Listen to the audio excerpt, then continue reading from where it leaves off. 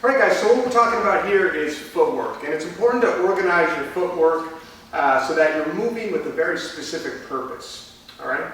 If we're talking about basic shuffle step, for example, the primary purpose of the basic shuffle step is to, one, get an angle to close on an opponent. This is often done by smoothing out the footwork and including, say, a lunge close. I'll demonstrate an example. 2 shuffle steps, close right through there on the angle. Okay? The other purpose that we use the basic shuffle step is for tracking. And in that case, I'm going to take the smallest number of steps so that I can close hard and be ready to defensively move. So I'll be moving here, small steps, and then maybe include a jam or some other type of counter-attacking tactic. All right, next one.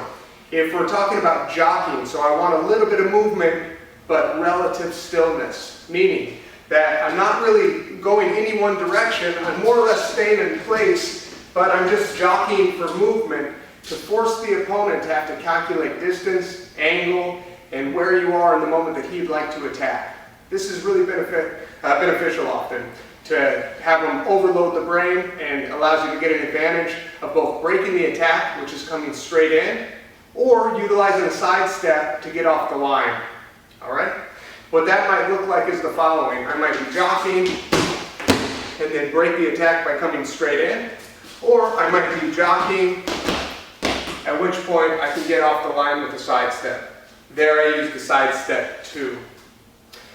All right, other ways that we can kind of think about our footwork is to square up to an opponent.